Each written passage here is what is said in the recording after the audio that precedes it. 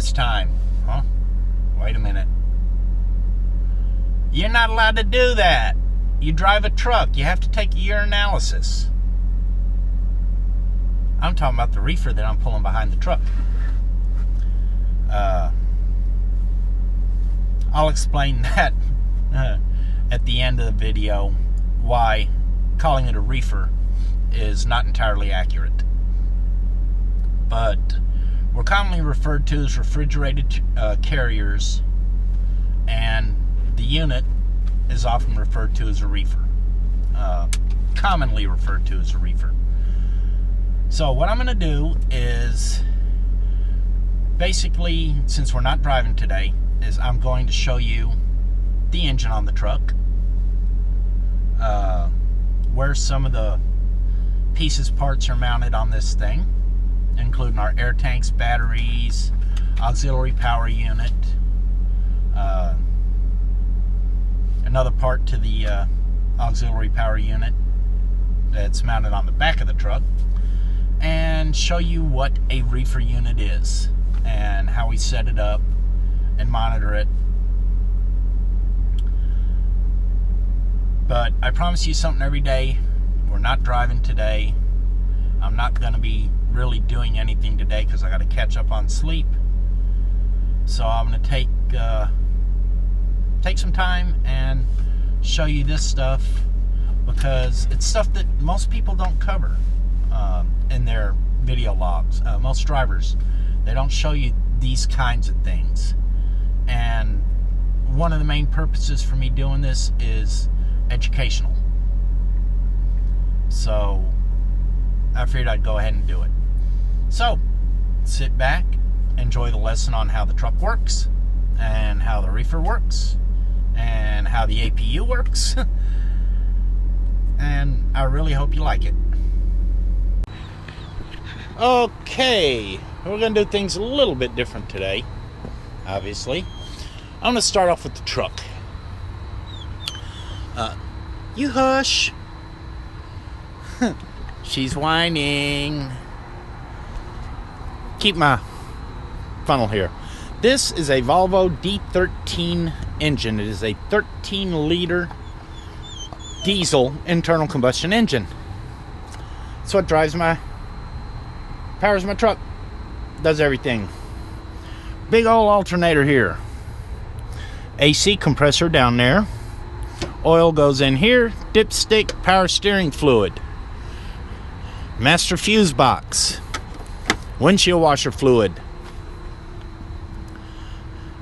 Has two belts on it. This one right here to drive the alternator and air conditioning compressor. And then we have the master belt. It drives everything else. Now, around the other side, you can see where the master belt is. Idler pulley, another idler pulley. I don't know why they got so many idler pulleys. Well, no, actually the one's water pump. Okay. Here's our fan. Big old huge fan, pushes a lot of air. Coolant overflow tank. It's nice and warm right now because I've had the APU running. 12 gallons. That's how much coolant it holds. 10 gallons of oil. Engine turbochargers right here. And my coolant filter. Yes, we filter our coolant. It's right here. Oil filters are down there. I got 3 of them. See? 1, 2, 3. Now, this hose goes up here to a radiator in front of the radiator. Don't make sense, does it? What that is a charge air cooler. Since you use exhaust to drive the turbo, the compressed air gets hot. So it runs it into this end of the charge air cooler, and that cools the air down. Cooler air is more dense, so it combusts better when it mixes with the fuel. This is our air filter. Big old huge humongous critter. And that's the air intake to the air filter. This big old canister type. And this is my air filter monitor. Got a little button here to reset it if necessary. AC hoses, and that's where my bumper bumps. Pretty much straightforward diesel engine. It's an inline 6-cylinder. And like I said, it's 13 liters on this one. We'll come back around here. Steering box. This is a non-parking brake chamber right here. That's what activates the front brakes. Pushes this rod out. This rod rotates a rod that goes through here, which activates a cam, and that cam expands the brake shoes. That's one of the fuel filters you see sticking down there. I have several. And big old sump tank for my engine oil. Now we come on down a little bit. These 3 little pipe bombs here are air tanks. Those tanks provide the air to operate our brake system. The brakes on these trucks run off of compressed air. I have 3 big old huge humongous batteries, 1,000 cold cranking amp each. These little hoses right here are to drain the air tanks, and this one has a different kind of petcock on it. Basically it's to get water out. This tank is for my diesel exhaust fluid. That's that wasteful stuff that I have to put in because California Air Resources Board doesn't like big trucks, so they're doing everything possible to reduce our emissions. This device right here, that is basically, it's a generator, but it's a generator that also has a heat pump. So basically it provides power, heating, and cooling for in the truck. And it also keeps all my engine fluids warm. So in the wintertime, if it gets super cold, I can run this unit and it'll keep my engine warm. Plus it'll control the climate inside the truck and keep my batteries charged. Now I'm going to close these fairings up real quick and then I'll be back with you. Look how quick that went. There's 2 handles, one here that hold this fairing in.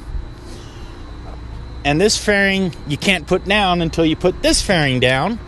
And it has these 2 handles right here. And then of course the hood. You have to have the door closed to open this fairing. There's my DEF filler.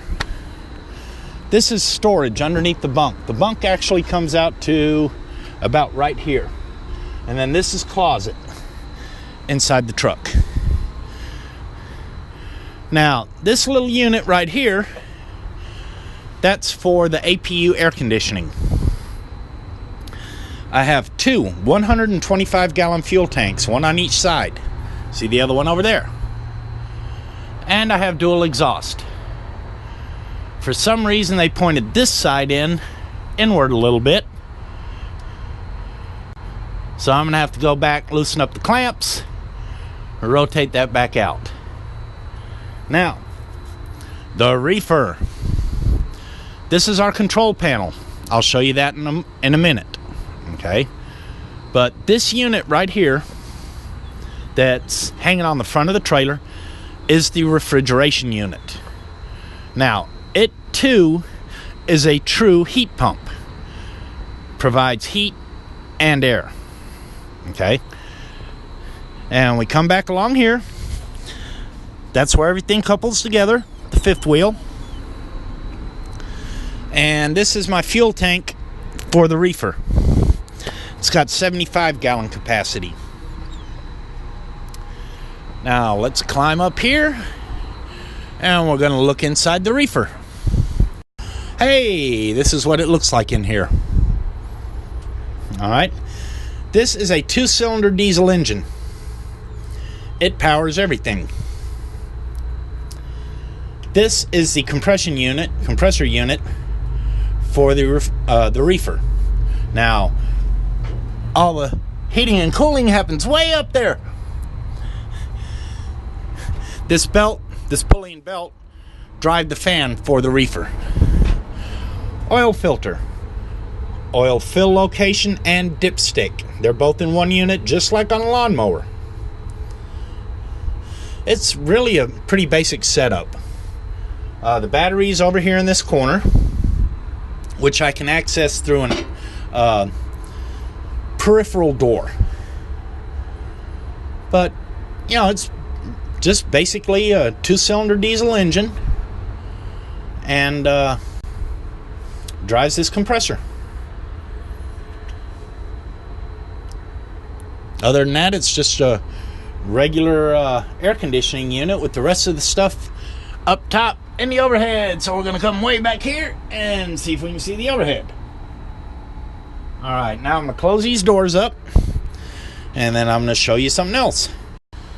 Okay, I'm going to stand right here and do this for right now. I showed you the section where the battery is. It has a door just like this one, except for the cutout. Now, open this door here, and here's the air filter for the diesel motor. There's my exhaust. Fan housing is up in there, and the evaporator portion is up in here. There's the alternator to the diesel motor. Instruction manual for operation of the unit. And like I said, this is my control panel.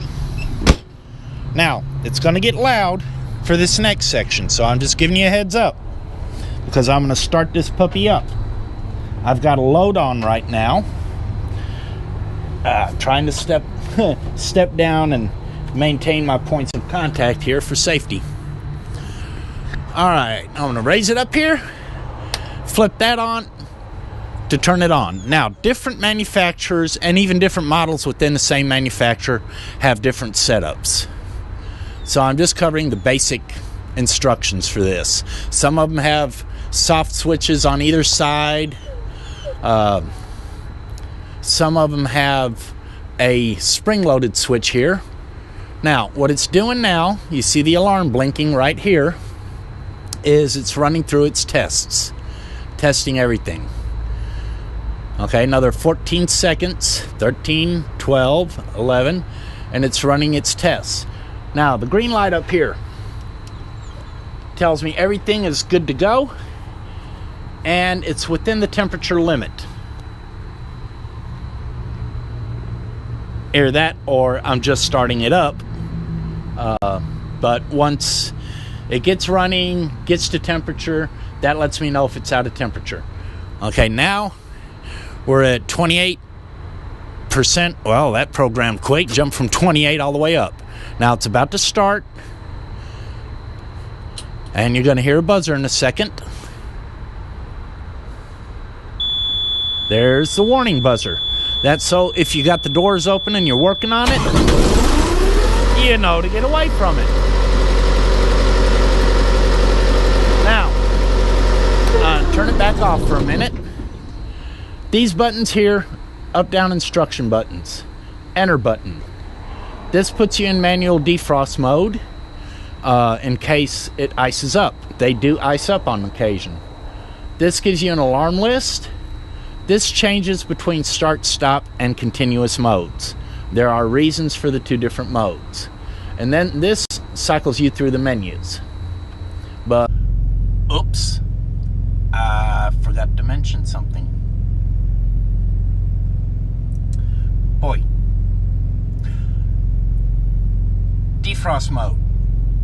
It's usually done automatically. And we get a little indicator on that tattletale I showed you that tells us it's defrosting. Shit. Okay. Like I was saying, usually it will defrost automatically. Sometimes it doesn't. So you have to go back and do a manual defrost on it. You'll usually get a red light on the tattletale that's above the green light. Different manufacturers, different models have different tattletales. Thermo King uses one that has basically their logo. The T will be white and the K will be red. And some of them even have actual temperature displays, fuel level displays, stuff like that. We had one of those trailers for about a week and a half. Really loved that trailer. Made life so much easier. We always knew exactly how much fuel, exactly what the temperature was and everything. And all I had to do was look in the mirror. Great setup. But I also mentioned manual mode, continuous mode and start-stop mode. There are reasons for having the two different modes. Now, continuous is what you set it on if you have something that is susceptible to spot freezing. Okay? What it does is it blows at a certain temperature. And it'll fluctuate 1 or 2 degrees. If it starts warming up inside the trailer, it'll drop down, blow a little bit cooler, but not much. And then if it, like if it's cold outside and it starts getting below the temperature, it'll blow a little bit warmer, but it pretty much stays right at the actual temperature. Start-stop mode we use for things that are protect from freezing or stuff that is totally frozen. Okay? Things that we don't have to worry about frostbite, basically. If the reefer's blowing 60-degree air, then you don't have to worry about the stuff freezing. Okay, that's heat mode in the winter, where it would be blowing at 60 or whatever, because typically your protect from freezing is set around between 60 and 70 degrees. It is also used for stuff that is totally frozen. Now, the current setting on this is 26 degrees, which is a fresh meat setting. So if I put it on run stop, it'll blow quite a bit colder, and that can freeze the top layer too hard while not letting the lower layers in the trailer get to proper temperature. So you have different settings for different reasons. Just thought I'd include that. But we're not going to do all that. We're just going to go ahead and fire her up and let her do her job. Now, that little door right there is for ventilation. Why in the world would you want to ventilate a refrigerated or heated trailer? It's sort of like leaving the windows open in the house and turning the air conditioner on in the middle of summer, right? Not exactly. Now, I'm walking to the back in case you didn't notice. We also have another ventilation door right here. Now, if you see a truck going down the road and it's got those doors open, it's because they are empty. We haul meat as well as produce. And sometimes after you get emptied out, it may take a while to get to somewhere where you can wash it out. Now, if it's the middle of summer, hold on, I'm going to hop in here. Hey, wow, I changed cameras. If it's the middle of summer, say we're in Arizona, Southern California, somewhere out in the desert, or even here, we're sitting in Las Vegas right now. It'll be 120 degrees outside. If you turn the reefer off in order to save fuel, let's say you're not going to pick up until late the next day or whatever, that stuff gets real rotten real quick. So, for example, we just delivered in California. And it's Friday evening. And we're not going to be able to pick up until Monday morning. I'm going to head straight to a place where I can rest and relax. Or, you know, as close as possible to my pickup location, but I'm going to head somewhere I can rest and relax. I may not be able to get the trailer washed out until such a time. Some of our pickups do trailer washouts on site. Okay? So I'm going to turn the unit off. Instead of wasting $250 worth of fuel, I'm going to turn the unit off, and I'm going to open those ventilation doors so fresh air comes through, it ventilates out, and it doesn't stink up the trailer. That's basically what they're for. So now that we know what, very basically what the mechanics of these units are, if you have any questions, just ask. You know, leave it in the comments, and I will be more than happy to answer any questions you have. Because I know comments were made about vent doors being open on somebody else's channel. I just wanted to explain that there is a reason to open that door. Okay. Also, some loads are not refrigerated, not cooled, but they want fresh air to cycle through. So you open them for that. That's an additional item. Now, question, why in the world have a unit that can provide heat? Well, I'll tell you, based on a load that I carried. In the middle of winter, I picked up PPG automotive paints for Detroit. Carried them up to Cadillac. Now, it's below freezing. Detroit gets pretty dang cold in the wintertime. And you don't want the paint to freeze. So, in the wintertime, a lot of refrigerated carriers, which they're called refrigerated. The honest truth is it's climate controlled, okay? But in the wintertime, a lot of climate controlled carriers will carry things that need to be protected from freezing. Just like meat and produce need to be protected from heat. Works both ways. So, reverse the flow in the compressor, and it changes from a cooling unit to a heating unit. It's that simple. So I hope you enjoyed this little bit of education. We're not driving today, obviously. We're doing a reset here and visiting with the folks. But I promise you something every day. So, click like if you like, subscribe, leave comments, ask questions. I show you from day to day what I'm doing, where I'm going, things like that. But I know I'm not answering all questions, so ask questions. If you want to know anything, just ask.